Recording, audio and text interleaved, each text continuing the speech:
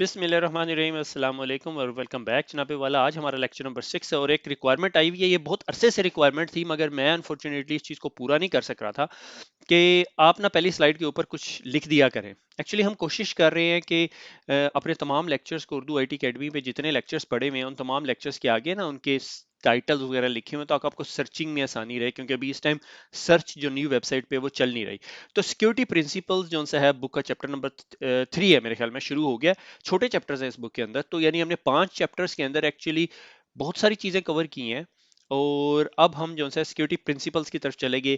कुछ आपको security principles जो से है ना ये सीसीएनए सिक्योरिटी से लाइन लगेंगे, मगर ये अब ना इन्वेस्टिगेशंस के पॉइंट ऑफ व्यू से, सिक्योरिटी ऑपरेशंस के पॉइंट ऑफ व्यू से होगा, सिक्योरिटी इंप्लीमेंटेशंस के पॉइंट ऑफ व्यू से नहीं होगा। ठीक है। सो शुरू करते हैं चैप्टर नंबर 3 सिक्योरिटी प्रिंसिपल्स। और सिक्योरिटी प्रिंसिपल में आते साथ ही सबसे पहले मुझे ये इमेज मिला, मैंने कहा ये दिखा दूं। इसमें सिक्योरिटी कंसर्न क्या है? इसमें सिक्योरिटी कंसर्न है जी, फिजिकल सिक्योरिटी कंसर्न है। ठीक है। इस बंदे को कोई फिजिकल सिक्योरिटी कंसर्न है, और ये क्या गन्स लेकर आ गए हैं या कोई सिक्योरिटी सर्विसेज के बंदे और इसके पास बैठे हुए हैं ताकि इसको कोई बंदा नुकसान ना पहुंचा सके। ठीक है। It is a physical security. तो principle of defence in depth, defence in depth को हम बहुत ज्यादा बात करते हैं। Defence in depth, defence in depth. तो डिफेंस इन डेप्थ का प्रिंसिपल्स जो से हैं उसको सिस्को ऐसे एक्सप्लेन करती है कि आपका सबसे पहले जो से नॉन टेक्निकल कंट्रोल्स हो सकते हैं। ठीक है। नॉन टेक्निकल कंट्रोल्स के अंदर क्या क्या चीजें आती हैं? नॉन टेक्निकल कंट्रोल के अंदर आपका आ जाता है कि भाई आपकी कंपनी में पॉलिसीज कैसी हैं। ठीक है। कि फिजिकल सिक्योरिटी पॉलिसी कैसी है, कंपनी के पास कोई सिक्योरिटी पॉलिसी इंप्लीमेंट हुई है या नहीं है, क्या आपकी डाटा प्रोटेक्शन पॉलिसी क्या है। ठीक है। Out of hours working policy क्या है, कंपनी के अंदर सीसीटीवी सिस्टम्स लगे हुए हैं यानी 24/7 किस किस्म की है, एचआर की पॉलिसी क्या कहती है कि आप किसी बंदे को हायर करते हैं तो उसको किस किस्म की सिक्योरिटी टेस्टिंग करनी है। ठीक है। अगर किसी बंदे को हाई लेवल प्रिविलेजेस देनी तो कैसे देनी है हमने। ठीक है। फिर प्लानिंग एंड स्ट्रेटेजी के, प्लानिंग के अंदर अगर कोई बिल्डिंग प्लान कर रहे हैं या कोई काम प्लान कर रहे हैं, कोई प्रोजेक्ट प्लान कर रहे हैं, तो कोई सिक्योरिटी असेसमेंट करता है या नहीं। और training of your staff, training is very very important part of the security. आजकल के जमाने में कोई ऐसी टॉप नॉच कंपनी नहीं है, ठीक है, जो अपने लोगों की सिक्योरिटी के ऊपर या सिक्योरिटी ट्रेनिंग के ऊपर या सिक्योरिटी के बारे में बात नहीं करते। आपने अक्सर देखा होगा, अगर आप किसी कंपनी के अंदर काम कर रहे हैं जो सिक्योरिटी कॉन्शियस है, या बैंक के अंदर काम कर रहे हैं, ठीक है, तो लोगों ने बैनर्स तक लगाने शुरू कर दिए, पोस्टर्स लगा देते हैं, वॉलपेपर लगा देते हैं, सिक्योरिटी वीक मनाया जाता है, अब तो साइबर सिक्योरिटी डे बनाया जाता है। ठीक है। उसके बाद आ जाता है फिजिकल सिक्योरिटी, जिसमें कैमरे एंड लॉक्स आ गए। ठीक है। कि आपने कैमरा लगा दिया, लॉक्स लगा दिए, किस किस्म के लॉक्स लगा दिए। अगले दिनों हम एक बिल्डिंग के अंदर फिजिकल सिक्योरिटी की से रिलेटेड कोई काम करना पड़ा, तो हमने एक बंदे को, एब्लॉय, एब्लॉय एक कंपनी है, ABLOY एक कंपनी है जो लॉक्स बनाती है। ठीक है। और यूरोप के अंदर जो से लेजिस्लेशन बहुत ज्यादा है कि दरवाजे किस किस्म के होने चाहिए, कितनी कितनी मोटाई होनी चाहिए दरवाजे की, और उसको लॉक्स किस किस्म के होने चाहिए, अगर फायर एग्जिट डोर है या वो कोई मेन एंट्रेंस डोर है, तो डिपेंडिंग अपॉन। और फायर एग्जिट डोर यानी उसने आते साथ ही बताया इस फ्लोर के ऊपर 160 लोग रहते हैं। मैंने कहा तुमने किस तरह बताया? कहता मैंने 3 दरवाजे देखे, तो 60 लोगों के लिए एक दरवाजा होना चाहिए ऑलमोस्ट। तो उस तरह उसने वर्कआउट किया। बहरहाल, उसके बाद आ जाती है हमारी second layer of security which is called perimeter security. ठीक है। पेरीमीटर सिक्योरिटी क्या, जो आप लोग मोस्टली, आप जितने लोग हैं ये पेरीमीटर सिक्योरिटी डिफेंस से आए हुए हैं। आप लोगों ने फायरवॉल कॉन्फ़िगर की हुई, आईपीएस कॉन्फ़िगर किया हुआ, सेगमेंटेशन, वीलैन्स की सेगमेंटेशन। ठीक है। वीलन हॉपिंग अटैक से बचने के लिए। ठीक है। उसके बाद आ जाता है नेटवर्क सिक्योरिटी बेस्ट प्रैक्टिसेस। आप में से कितने लोग हैं जिनकी ऑर्गेनाइजेशन के अंदर डिवाइस हार्डनिंग पॉलिसी है, कि आप जब भी कोई स्विच कॉन्फ़िगर करते हैं या राउटर कॉन्फ़िगर करते हैं, आप अपनी सिक्योरिटी की टीम को ये कॉन्फ़िगरेशन भेज देते हैं, verify it if it's all right और नॉट। आप में से कितने लोग हैं जिनके पास IPsec VPN की कॉन्फ़िगरेशन कॉन्फ़िगर हुई है और उसमें प्रीशिएट की पड़ी हुई है, मगर वो प्रीशिएट की टाइप 6 है। ठीक है। Type 6, yes absolutely. मेरे ख्याल में CCNA सिक्योरिटी में मैंने हल्का सा टच दिया होगा, अगर नहीं दिया तो ये एक चीज मैंने रिसेंटली डिस्कवर की है। एक फ्रेंड थे, वो उन्होंने कोई कॉन्फ़िगरेशन करनी थी, फाइंड आउट टाइप 6 पासवर्ड, क्योंकि उन्होंने प्रीशिएट की रिवर्स करनी थी। ये एक इंक्रिप्शन प्रोसेस होता है जिसमें आपके राउटर के अंदर जितनी कॉन्फ़िगरेशन में जितनी कीज पड़ी होती है, सारी की सारी इंक्रिप्ट हो जाती है। There is no way to revert it. अगर आपसे की लॉस होगी, आपको दोबारा री की करनी पड़ती है। ठीक है। Control plane policing CCNA security से आए में आपको पता होना चाहिए। उसके बाद आ जाता है होस्ट सिक्योरिटी, सॉरी, ये यहाँ पर होस्ट सिक्योरिटी। ठीक है। एडवांस मेलवेयर प्रोटेक्शन, सिस्को की प्रोडक्ट है, इसे एम्प कहता है, और सिस्को ने लिखा इसलिए मैंने स्माइली फेस लगाया हुआ है। एंटीवायरस आपकी उस कैटेगरी के अंदर आ जाता है, और एंड पॉइंट प्रोटेक्शन की जितनी टेक्नोलॉजीज है वो सारी की सारी इसमें आ जाती हैं। अब आपने क्या किया, आपने नॉन टेक्निकल पॉलिसीज लगा दी। ठीक है। हमारे पास एक डाटा है, ठीक है। और मैंने उसे कहा क्रेडिट कार्ड्स का डाटा, ठीक है, क्रेडिट कार्ड का डाटा, क्योंकि डाटा जो सा है मेरा सबसे कीमती कंटेंट है। तो मैंने कहा जी पॉलिसी ये है कि ये पीसीआई कंप्लाइंट होना चाहिए, कंपनी सिक्योरिटी पॉलिसी को कंप्लाई करना चाहिए, ये इस सर्वर में पड़ा हुआ होगा और इस सर्वर तक एक्सेस के लिए बंदे को 4 लॉक डोर से गुजरना पड़ेगा, इस सर्वर के बाहर फायरवॉल लगी होगी, आईपीएस होगा और इसके ऊपर स्पेशल सेगमेंटेशन होगी, इस सेगमेंट को या इस वीलैन को कोई यूजर डाटा एक्सेस नहीं करेगा। उसके बाद इस सर्वर के ऊपर जो भी एक्सेस करेगा उसके ऊपर ऑथेंटिकेशन होगी, इस सर्वर के ऊपर इस सर्वर से कनेक्टेड जितने स्विचेस हैं उस पर हार्डनिंग होगी। उसके बाद इस सर्वर के ऊपर एम्प भी इंस्टॉल कर दिया, मेलवेयर प्रोटेक्शन भी इंस्टॉल कर दी, फोरेंसिक्स टूल भी इंस्टॉल कर दिया, एंटीवायरस भी इंस्टॉल कर दिया। अब इसके ऊपर जो डेटाबेस या जिसमें सर्वर पड़े हुए हैं उस डेटाबेस से रिलेटेड जितने कोड पड़े हुए हैं, एप्लीकेशन की testing, pen testing, fuzzing, fuzzing होता है रैंडम करेक्टर्स भेज के रैंडम चीज, ट्रायल एंड एरर टाइप की चीजें करके आप उस चीज को कंप्रोमाइज करने की कोशिश करते हैं। अब ये जब तमाम चीजें कर ली, अगर किसी ने अब आपके सर्वर को कंप्रोमाइज करना, he has to go through different level of defence, इसलिए इस चीज को कहते हैं principle of the defence in depth. ठीक है। अब मसला ये होता है कि इस लेवल की सिक्योरिटी आप हर चीज के ऊपर नहीं लगा सकते। ठीक है। कंपनी के मिनट्स ऑफ मीटिंग के ऊपर आप इस तरह की सिक्योरिटी लगाने की कोई जरूरत नहीं है, अनटिल अनलेस वो minutes of meeting board of directors के हैं जिसमें बड़ी बड़ी कंपनी एक्विजिशन मर्जर्स की बातें हो रही हैं, definitely that would affect you. ठीक हो गया। उसके बाद प्रिंसिपल ऑफ डिफेंस के अंदर ये जो सा एक सिक्योरिटी लेयर्ड अप्रोच है। ठीक है। इसके अंदर ये बताया हुआ है, से फॉर एग्जांपल ब्रांच ऑफिस है आपके अंदर, तो आपके पास जो सा है important database in the data centre ये यहाँ पे पड़ी हुई है। ब्रांच ऑफिस के अंदर आपके पास net floor, VPN, routers and firewall लगाए हुए हैं। इंटरनेट इंटरनेट के लिए आपके पास कोर स्विच है, डिस्ट्रीब्यूशन स्विच है, इंटरनेट एज फायरवॉल है। कॉल सेंटर के लिए वॉइस और डाटा है, यहाँ पे नेट फ्लो आ रहा है, डिपेंडिंग अपॉन द सिचुएशन। ये इतनी क्लियर डायग्राम नहीं है जितनी सिस्को ने बना के पेश कर दी, आपकी बुक में थी इसलिए मुझे डालनी पड़ी यहाँ पे। ठीक है। तो डाटा सेंटर के एक्सेस लेयर के ऊपर क्या होगा, फायरवॉल आईपीएस होंगे, कोर्स पे क्या होगा, डिस्ट्रीब्यूशन पे क्या होगा, एक्सेस लेयर पे क्या होगा। क्योंकि अभी जो सा है ना, मेरे ख्याल में सिस्को नहीं बताएगी, इस बात को डिस्कस नहीं करेगी, क्योंकि सिस्को पेरीमीटर डिफेंस बेचती है आपको, कि पेरीमीटर डिफेंस जो सिस्टम है ना, हर पूरी दुनिया उस पर फोकस कर रही है और हम कोई 20-25 सालों से इसी पे फोकस कर रहे हैं कि अपना जो पेरीमीटर है अपनी कंपनी का उसको बहुत सिक्योर करते हैं हम जी, यहाँ पे फायर वाले लगा देते हैं। अब मसला क्या है, हैकर जो से हैं दुनिया में आपके इर्द गिर्द फैले हुए हैं। ठीक है। हैकर ने जो सा है 1 मिलियन टाइम ट्राई करना है, उनमें से सिर्फ उसने एक दफा सक्सेसफुल होना है और उसने आपके नेटवर्क में आ जाना है। दुनिया का कोई सिक्योरिटी कंपनी आपको 100% सिक्योरिटी सेल नहीं कर सकती। अगर कोई कहता है कि मैं 100% सिक्योरिटी सेल करता हूँ, आप 180 डिग्री पे मुंह फेरें और चल पड़े, क्योंकि उस बंदे से बहुत दूर है जो आपको 100% सिक्योरिटी देता है। सही हो गया। तो 1 मिलियन टाइम हैकर्स ने आपको ट्राई करना और they are gonna compromise your network. ठीक है। वो अंदर आ जाएंगे और जब आपके नेटवर्क के अंदर आ जाएंगे, उन्होंने गोल्डन टिकट इनिशिएट करना है, करबेरोस जो भी पास द हैश, जो भी ड्रामेबाजी करनी है, अब उन्होंने मिलियंस ऑफ स्टेप करने हैं और आपने सिर्फ उन्हें एक दफा पकड़ना है। इसीलिए आजकल जो सिक्योरिटी सॉल्यूशंस बेचने वाली कंपनियां आजकल आपको कहती हैं पेरीमीटर तो सिक्योर करें, आप अंदर भी देखने शुरू कर दें। अक्सर बात कर रहे होते हैं इनसाइडर थ्रेट, इनसाइडर थ्रेट। ठीक है। Insider threat is totally different discussion, मगर जो थ्रेट आपके इनसाइड नेटवर्क के अंदर पड़ा हुआ है, ठीक है, तो आप इनसाइड ऑफ योर नेटवर्क जो है आप उसको देखना शुरू कर देते हैं कि अंदर कोई नॉर्मलिटी तो नहीं हो रही। क्यों, ये मेरा जो डोमेन कंट्रोलर है हर रोज शाम 6 बजे जो सा है इस डोमेन पे जाता है, क्योंकि डोमेन कंट्रोलर से तो कोई ब्राउजिंग नहीं करता। तो ये क्या चीज है, बजाय इसके कि हम बाहर से अंदर आने वाली ट्रैफिक को देखें, हम अंदर से बाहर जाने वाली ट्रैफिक को देखेंगे और वो भी बड़ी स्पाइक्स नहीं देखेंगे, हम कहेंगे लोएस्ट 10 स्पाइक्स दिखा, कि सर्वर ने पिछले 7 दिनों में कौन से 3 रैंडम आईपी एड्रेसेस पे कम्युनिकेट किया है। ठीक है। These are the things that threat hunters are looking for, कि ट्रेंड्स और styles and techniques and procedures को अंडरस्टैंड करके वो लोग इस तरह के काम लर्न करते हैं। ठीक है। अब इसी तरह जो सा है, what would you prefer, proactive approach? ठीक है। प्रोएक्टिव अप्रोच क्या करती है, प्रोटेक्ट करती है आपको नए अटैक से, मगर आप कॉन्टिन्यूसली लर्न कर रहे होते हो कि न्यू अटैक्स कैसे हैं, अटैक वेक्टर्स क्या है, हैकर किस तरह कर रहा है। अच्छा, फिशिंग अटैक्स कर रहा है और फाइनेंस डिपार्टमेंट को इनवॉइसेस डॉट पीडीएफ भेजने की कोशिश कर रहा है, फाइनेंस डिपार्टमेंट को उठाते हो, एक सिक्योरिटी टॉक दे देते हो। ठीक है भैया, ये अगर तुम एक्सपेक्ट कर रहे हो इस कंपनी से नहीं आ रही, जस्ट इग्नोर इट। ठीक है। या उनके लिए कुछ सैंड बॉक्सिंग सोल्यूशन दे देते कि यार अगर तुमको पीडीएफ मिले और ऐसे लगे तो इधर भेज दो, ये सैंड बॉक्स रन करके आपको बताएगा ये क्लियर है या नहीं। ठीक है। या ब्राउजर सैंडबॉक्सिंग एनेबल कर दें, बहुत सारे तरीके कार हैं। अच्छा, रिएक्टिव अप्रोच ये है कि अगर कुछ हो तो उसको रिस्पॉन्ड किस तरह करना, सॉर्ट ऑफ इंसिडेंट रिस्पॉन्स। तो हर कंपनी की डिफरेंट वेज ऑफ अप्रोच है, डिपेंडिंग अपॉन उनके पास कितना बजट है, उनके पास कितने रिसोर्सेज अवेलेबल है, कितनी बड़ी कंपनी है, कितना एसेट जो से हैं उनके टेक्नोलॉजी बेस्ड पड़े हुए। अगर एक कंपनी है जो किताबें बेचती है और वो ऑनलाइन भी नहीं है, उनका फुटप्रिंट ही नहीं है ऑनलाइन, तो उसे इस चीज के ऊपर इन्वेस्ट करने की जरूरत नहीं है। वल्नरेबिलिटी, थ्रेट एंड एक्सप्लॉइट ठीक है। तो वल्नरेबिलिटी क्या है? ठीक है, वल्नरेबिलिटी एक ऐसी चीज है, ये अंडा वल्नरेबल है। किससे वल्नरेबल है ये? थोड़े से वल्नरेबल है, ठीक है।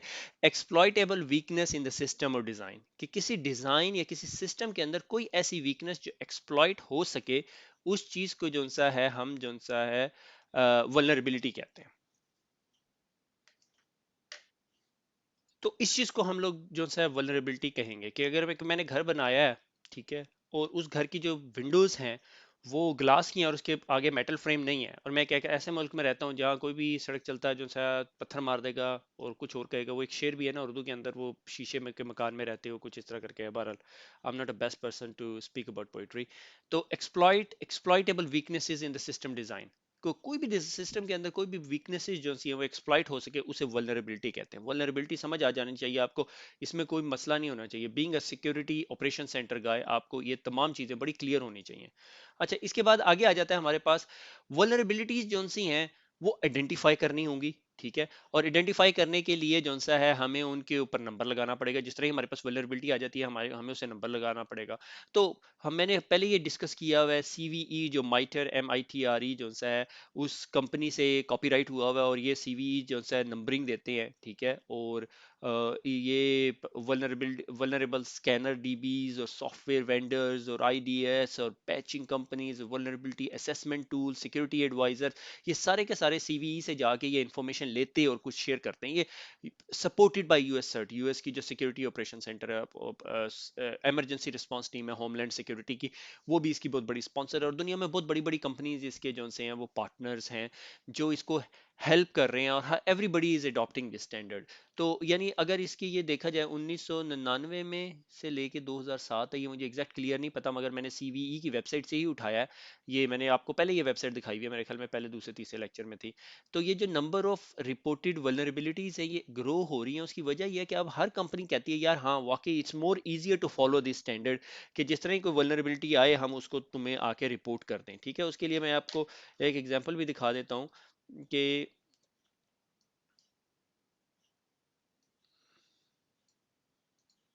ये सीवीई जो सीवीई माइटर की जो वेबसाइट है, ठीक है।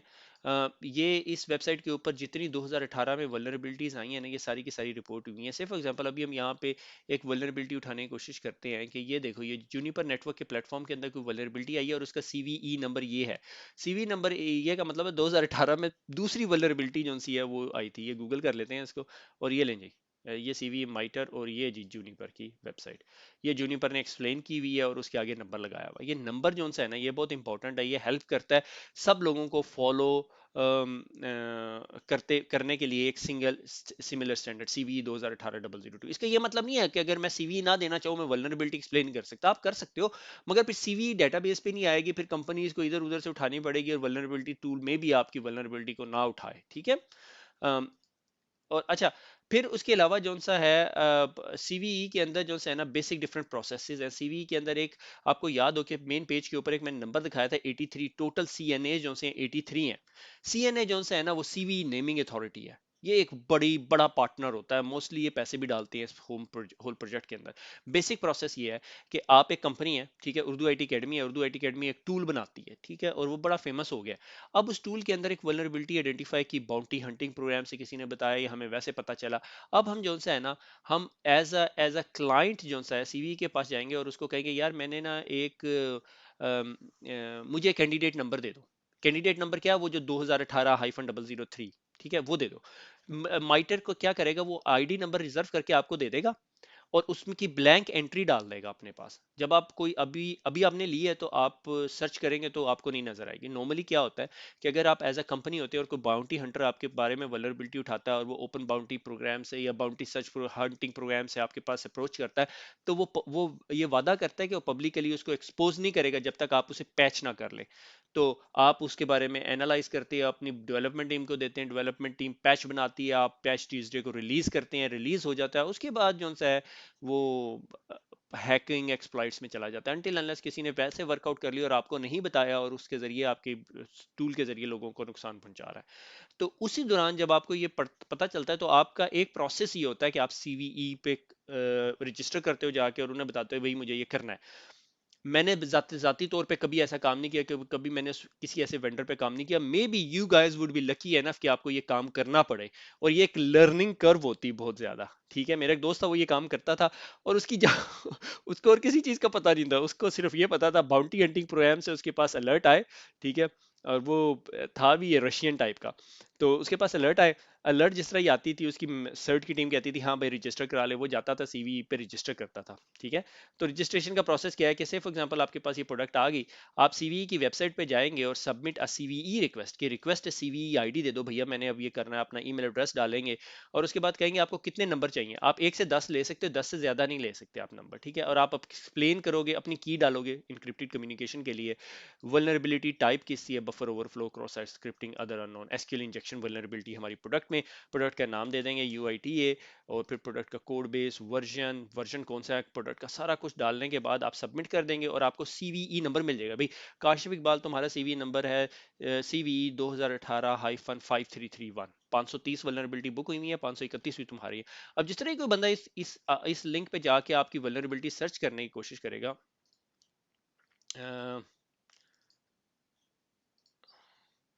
2018, ठीक है, ये देखो ये रिजर्व हुई हुई है।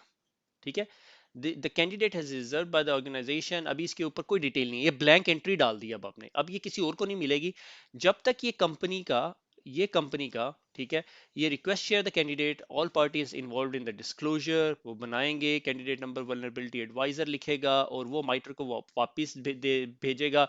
और उनकी टीम जो सी है सीवी और माइटर की जो टीम है, वो कैंडिडेट वो एडिटोरियल बोर्ड उसको पढ़ेगा और फिर उसको अपडेट करेगा। ठीक है, उसके बगैर ये अपडेट नहीं होगी। तो नो मोस्ट प्रोबेबली ये होता है कि जब बहुत क्रिटिकल वल्नरेबिलिटी आई होती है और आप सीवी पे देख रहे होते हैं, तो आपको उसके बारे में कोई इन्फॉर्मेशन नहीं मिलती। ठीक है, आपको ये इन्फॉर्मेशन प्रॉब्ली वेंडर के पास से मिलेगी। ठीक है, और ये 7422 है, ये मेरे ख्याल में यूज ही नहीं हुई अभी तक कहीं पे, इसकी एडवाइजरी भी नहीं आई हुई, ये मेरे ख्याल में अभी मैं आगे आपको बताता हूँ ये क्या होगी।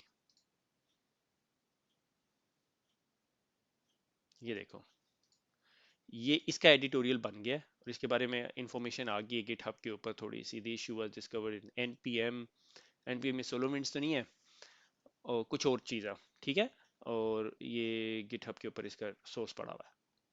और इसके अलावा जो सा है वो डिपेंड करता है, ये देखो इतनी सारी रिजर्व हुई है, मे बी सिस्को ने रिजर्व कराई है, माइक्रोसॉफ्ट ने रिजर्व कराई हुई है, एसक्यूएल इंजेक्शन है, ये देखें। इसके बारे में मजीद इंफॉर्मेशन आपको उस बंदे की वेबसाइट से मिल सकती है जिन्होंने जिनकी ये security database, CV detail, माइटर, vulnerability database, ये तो एक्सप्लॉइट डेटाबेस में भी चलेगी। एक्सप्लॉइट डीबी का आई होप आप लोगों को पता ही है, वो जगह है जहाँ पे लोग इसको एक्सप्लॉइट करने के तरीकेकार भी मेंशन करते हैं। तो I would suggest you spend some time on this website, ताकि आप गो थ्रू कर सकें और आपको अंडरस्टैंडिंग हो जाए कि यार ये क्या चीज़ें हैं। ये तो 2018 शुरू हुआ, 7000 के करीब वल्नरेबिलिटी नंबर एलोकेट हो चुके हैं। ठीक है, अच्छा उसके बाद आ जाते हैं सीएनए। सीएनए जो सा है ना, वो सीवी नंबरिंग अथॉरिटी है। ये जो रिजर्व इतने सारे नंबर आ रहे थे ना, ये मेजर सॉफ्टवेयर वेंडर्स हैं, जिस तरह एप्पल हो गया, माइक्रोसॉफ्ट हो गया, सिस्को होगी, इसके अलावा एयरबस, एयरबस भी इसका पार्ट है, एयरबस बहुत सारे सेंसर्स बनाती है मेरे ख्याल में। तो CNA request a pool of candidate number, वो कहते हैं मुझे एक नहीं चाहिए, मुझे 20 नंबर चाहिए, जिस तरह उस पर आ रहा था कि वो 10 से ज्यादा नंबर नहीं दे रहा था आपको। सो सीएनए रिक्वेस्ट डेट पब्लिश करती है और उसके बाद वो एडिटोरियल बोर्ड पे जाता है। मगर सीएनए जो सा है सीवी नंबरिंग अथॉरिटी, उसके पास ना ज्यादा राइट्स होते हैं, वो जरा जल्दी पब्लिश कर सकता है।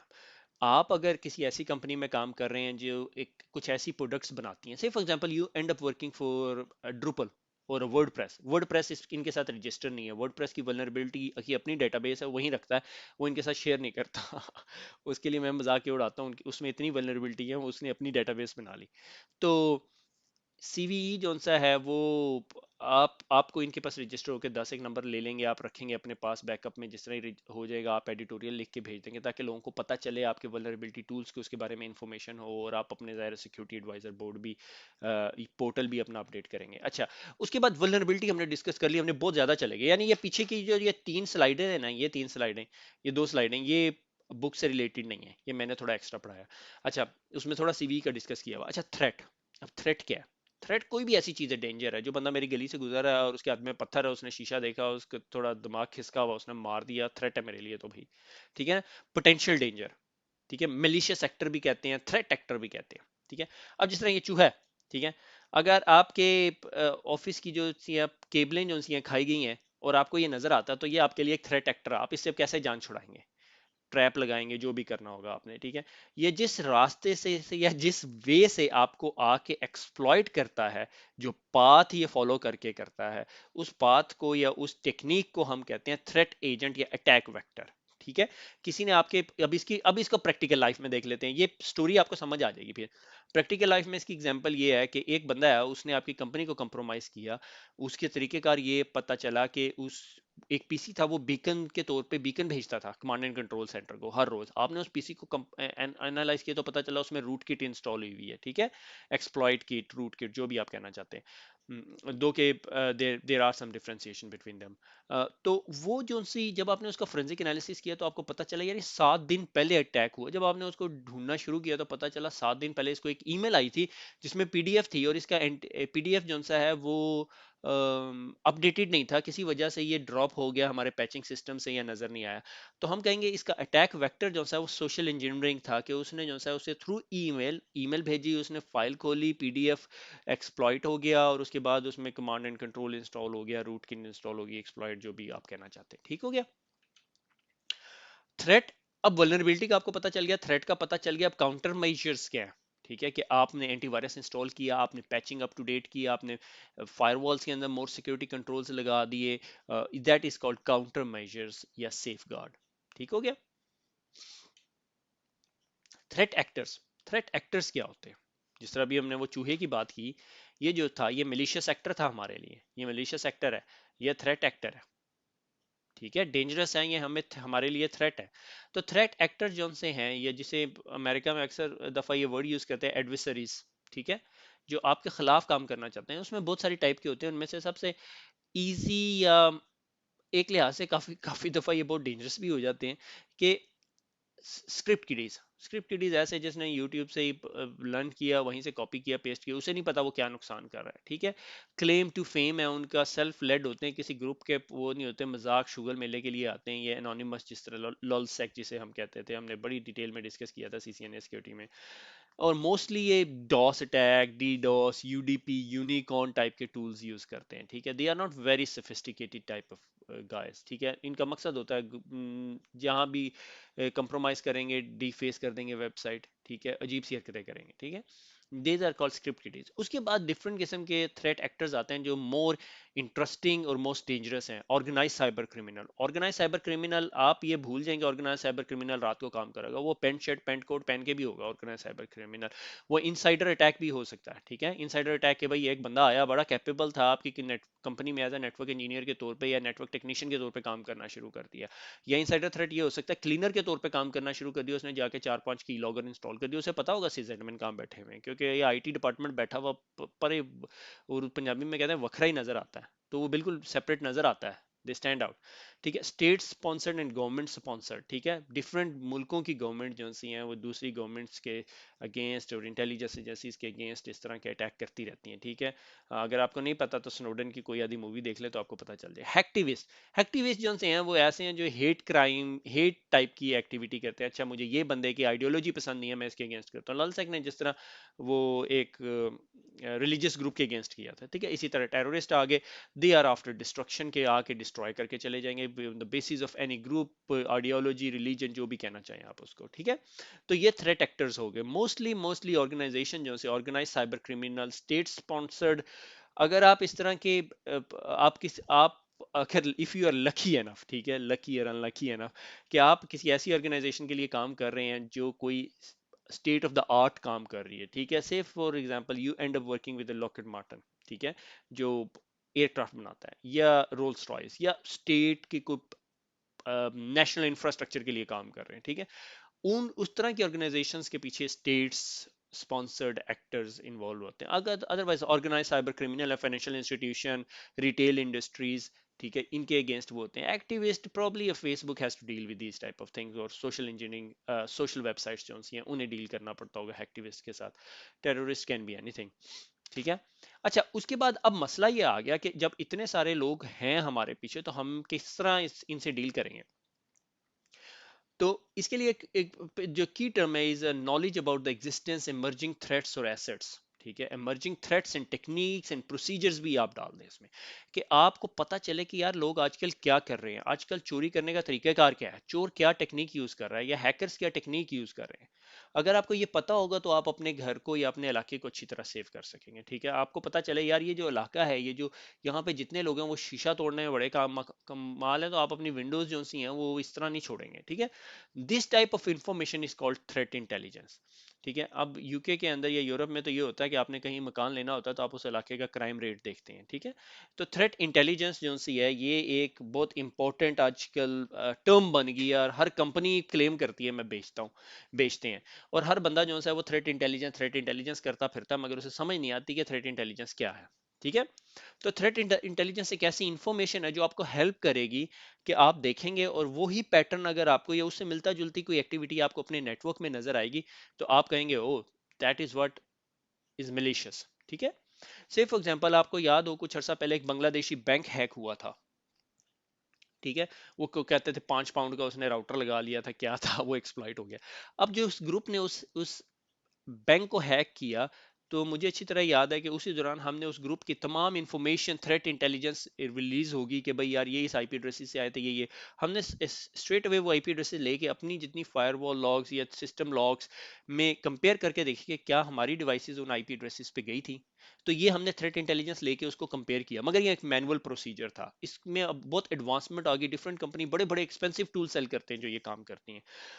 तो threat intelligence is an information about observable indicators of compromise intent of hackers, के हैकर्स क्यों कर रहे हैं, कैसे कर रहे हैं, why, when, who, where and how, कि ये वल्नरेबिलिटी एक्सप्लॉइट कर रहे हैं। अच्छा, सबसे पहले जाके ये अपनी ऑर्गेनाइजेशन में पैच करके देखो, वल्नरेबिलिटी स्कैन करके देखो, ठीक है। आपके पास डिफरेंट वल्नरेबिलिटी स्कैनिंग टूल होते हैं। नॉर्मली ये vulnerability scanning tool sits with security operation centre, कि आप स्कैन करके देखते हो कि यार ये इतनी वल्नरेबिलिटीज रह गई हैं, we are they are very dangerous, we need to fix them, ठीक है। थ्रेट इंटेलिजेंस जो है ना बहुत बेनिफिशियल होती है सिक्योरिटी ऑपरेशन सेंटर के लिए। ये जो इमेज है ना, ये मैंने फायर आई से ली है, ठीक है। अगर आप फायर आई की वेबसाइट पे जाएंगे, fire I very very famous company है, और बड़ी लाइक टॉप नॉच कंपनी है रिगार्डिंग दिस थ्रेट इंटेलिजेंस। और ये जो से हैं आपको थ्रेट इंटेलिजेंस फीड देते हैं। तो बहुत सारी कंपनीज ऐसी कोशिश करती हैं कि थ्रेट इंटेलिजेंस फीड लेंगे। मैंने एक स्लाइड बनाई हुई है, अब हम ये थोड़े से और डेविएट होना शुरू हो जाएंगे हम Urdu IT CCNA cyber op से, अगर मैं चाहता हूं कि आपको ज्यादा इंफॉर्मेशन हो। फॉरेस्टर एक प्राइवेट रिसर्च ऑर्गेनाइजेशन है, उन्होंने 5 स्टेप ऑफ थ्रेट इंटेलिजेंस दी है, ठीक है। ये उनकी स्लाइड से सर्कल है, ये एक और सेपरेट बनाया हुआ है। प्लानिंग एंड डायरेक्शन, आपने प्लान किया कि आपने थ्रेट इंटेलिजेंस जो सी है वो कलेक्ट करनी है, और जी मुझे ये मैं जो सा हूँ फाइनेंशियल इंस्टीट्यूशन हूँ, तो मुझे एक ऐसी कंपनी चाहिए जिसकी थ्रेट इंटेलिजेंस जो सी है वो फाइनेंशियल इंस्टीट्यूशन की है। से फॉर एग्जांपल आप एक कंपनी, आप एक बिजनेस करना चाहते हैं, ठीक है, और आपने बिजनेस करना है एक ऐसे कंट्री के अंदर जो वॉर टोन किस्म का इलाका है, जहाँ जंग हो रही है, बड़ा फड्डा शड्डा चल रहा है। आप उसकी उसकी उस इलाके की जो रिपोर्ट है कि यहाँ पे किस किस किस्म के क्राइम हो रहे हैं, कौन कौन से थ्रेट्स हैं, उसकी इंफॉर्मेशन ऑस्ट्रेलियन फोर्सेस से जाके नहीं लेंगे, आपके उस ग्राउंड फोर्सेस से जाके लेंगे जिनको जिनको उस इलाके में काम करने की एक्सपर्टीज है। इसी तरह फाइनेंशियल इंस्टीट्यूशन अगर आप एक रन कर रहे हैं, आप एक इंश्योरेंस इंडस्ट्री रन कर रहे हैं, या आप रिटेल इंडस्ट्री रन कर रहे हैं, तो आप एक ऐसी कंपनी के पास जाके थ्रेट इंटेलिजेंस लेने की कोशिश करेंगे जो एक्सपर्ट है, जिसने बहुत ज्यादा फोरेंसिक्स की हुई है, जहाँ जिसके बहुत ज्यादा क्लाइंटल उसमें है, ठीक है। तो प्लानिंग एंड डायरेक्शन के आप, अच्छा जी मैं हम ना दो थ्रेट फीड्स लेंगे, ठीक है, एक कंपनी एक्स से लेंगे और एक कंपनी वाई से लेंगे, ठीक है। ये मैं थोड़ा एक्सपर्ट कर दिया, ठीक है। और हमने उसे कलेक्ट करना है, फिर उसे हमने प्रोसेस करना है, कि उस डाटा को हमने इकट्ठा करना है और उसको कॉन्टेक्चुअलाइज करके और उसको एक्सप्लॉइटेशन करनी है कि उस डाटा को इस्तेमाल करें, फिर एनालिसिस करेंगे और फिर डिसेमिनेशन एंड इंटीग्रेशन के उसको एग्जिस्टिंग सिम सोल्यूशन के साथ इंटीग्रेट कर दें, सिक्योरिटी ऑपरेशन सेंटर के डैशबोर्ड के साथ इंटीग्रेट कर दें, 4 डिफरेंट टूल्स के साथ इंटीग्रेट कर दें, अगर थ्रेट हंटिंग प्लेटफॉर्म है तो उसके साथ इंटीग्रेट कर दें। तो ये थ्रेट इंटेलिजेंस का साइकिल है कि प्लानिंग करा, कलेक्शन किया, प्रोसेसिंग किया, एनालिसिस किया और फिर dissemination. Dissemination is like further expand कर दिया या डिस्ट्रीब्यूट कर दिया, ठीक है, और एंड इंटीग्रेशन और उसे इंटीग्रेट किया। ये मैंने एक डायग्राम बनाई है थ्रेट इंटेलिजेंस की, कि थ्रेट इंटेल प्रोवाइडर आपके पास आता है और आपको कहता है काशिफ मैं तुम्हें थ्रेट इंटेल देता हूँ। ये थ्रेट इंटेलिजेंस प्रोवाइडर्स हैं। अगर आप टॉप 10 करेंगे तो कोई डिफरेंट लिस्ट आएगी, हर बंदे का देखने का डिफरेंट प्रोसेस है। IBM एक्स फोर्स आपको देती है, एनॉमली थ्रेट स्ट्रीम है, पोलो ऑल्टो ऑटो फोकस देती है, मगर मैं इसे थ्रेट इंटेलिजेंस नहीं मांगता, ये थ्रेट हंटिंग टाइप का प्लेटफॉर्म है, ठीक है। RSA देती है, लॉगरिदम देता है, फायर आई बहुत अच्छी थ्रेट इंटेल है इसकी, इसके अंदर लेवल 1 2 3 है।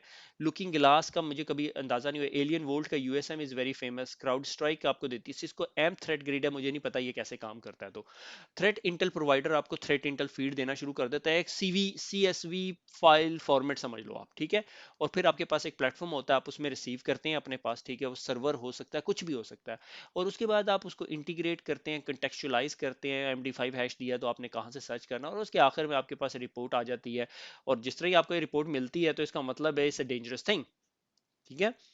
अब एक टूल है जिसके मैं बहुत खिलाफ हूं, मुझे बिल्कुल पसंद नहीं है, मैं हर प्लेटफॉर्म पे कहने की कोशिश करता हूं, क्योंकि आपको 10 बंदे चाहिए उस प्लेटफॉर्म को चलाने के लिए। That is called alien volt, ठीक है। ओपन सोर्स जो प्लेटफॉर्म है, ओपन सोर्स प्रोडक्ट है, उन्होंने उठा के ना वो जोड़ के एक प्लेटफॉर्म बना दिया। बहुत सस्ता प्लेटफॉर्म है, इस वजह से उन्होंने उसको चलाना बहुत मुश्किल है, इसमें हर चौथे दिन मसला आया होता है अगर आपने एक्सपेंडेबिलिटी की बात करेंगे, मगर सस्ता है। उसके अंदर एलियन वोल्ट की एक खासियत ये है कि वो ओपन थ्रेट एक्सचेंज यूज करता है, कि अगर दुनिया में कोई हैक्स हो रहे हैं, कोई भी मलिशियस एक्टिविटीज हो रही हैं, वो सारी OTX एक्सचेंज में आती है। OTX फीड कर देता है आपके इसमें, और आपका ये जो सिम सोल्यूशन या जो भी थ्रेट इंटेलिजेंस प्लेटफॉर्म या थ्रेट व्यू प्लेटफॉर्म यानी यूनिफाइड सिक्योरिटी मैनेजमेंट, उसे USM कहता है, उस वो तमाम लॉग्स इकट्ठी कर रहा है। सेम फायरवॉल की भी हैं, सिस्टम्स की भी हैं, नेटवर्क्स की भी हैं, प्रॉक्सी की भी है, DNS की भी लॉग्स हैं। अब ये तमाम लॉग्स इकट्ठी कर रहा है। जिस तरह उसने देखा कि ये IP एड्रेस 1.1.1.1 ने एक बांग्लादेशी बैंक हैक किया और मेरे पास ये IP आ रहा है, तो ये आपको एक अलर्ट जनरेट कर देगा। जिस तरह आपको ये अलर्ट जनरेट मिलेगी तो आपको पता चल जाएगा, ओहो मेरे नेटवर्क में एक PC उसी IP एड्रेस पे जा रहा है जिस IP एड्रेस ने बांग्लादेशी बैंक हैक किया था। क्या ये वाकई सही है या नहीं? अगर ये सही हो तो आपने फौरन फौरन एक्शन करना शुरू कर देना है, ठीक है। उसकी एक एग्जांपल मैं आपको देता हूँ। अगर पेज खुला हुआ है, अगर नहीं खुला हुआ तो मैं खोल लेते हैं। OTX, ठीक है। OTX OTX करेंगे या आप एलियन वोल्ट के थ्रेट एक्सचेंज में आ जाएंगे। इसके पास बहुत सारी इन्फॉर्मेशन है, ठीक है। ऑलरेडी ये मेंबर आपको ज्वाइन करने को कह रहा है, मगर मैंने ब्राउज एंड OTX करना है।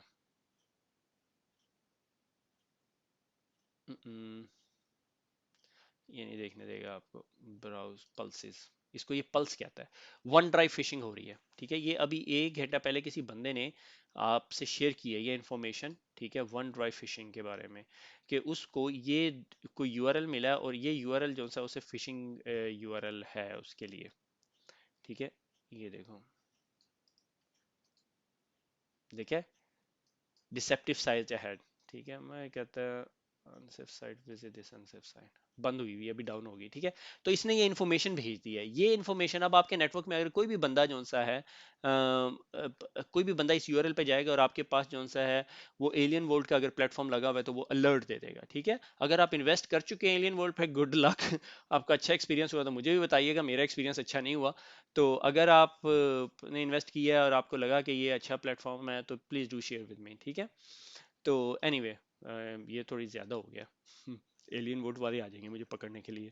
एनीवे, तो उसके बाद जौन सा है एक दो स्टैंडर्ड्स इसके अराउंड लिखे गए जब थ्रेट इंटेलिजेंस आई, कि उन्होंने कहा यार कुछ ऐसे स्टैंडर्ड होने चाहिए जो एक्सप्रेस कर सके, ठीक है, एक्सप्रेस द इंफॉर्मेशन या शेयरिंग द इंफॉर्मेशन, कि अब ये थ्रेट इंटेलिजेंस तो मेरे पास पड़ी हुई है कि ये अटैक हुआ, मैंने आर्टिफैक्ट्स और ये सारे इकट्ठे कर लिए और मैंने इंडिकेटर्स ऑफ कंप्रोमाइज बना दी कि ये IP एड्रेस था, इस तरह की शक्ल थी, इस तरह का पैटर्न था, ये MD5 थी। अभी मैंने शेयर भी करने हैं, ठीक है। और ये किस तरह शेयर करने हैं, तो उसके लिए दो टर्म्स यूज होती हैं, एक sticks, STIX, standard threat information expression, ठीक है, स्टिक्स STIX होता है, स्टिक्स। और एक होता है टैक्सी, ठीक है, trusted automated exchange of intelligence information. Sticks क्या है? स्टिक्स एक लैंग्वेज है जो जो थ्रेट इंटेलिजेंस को एक्सप्लेन करने में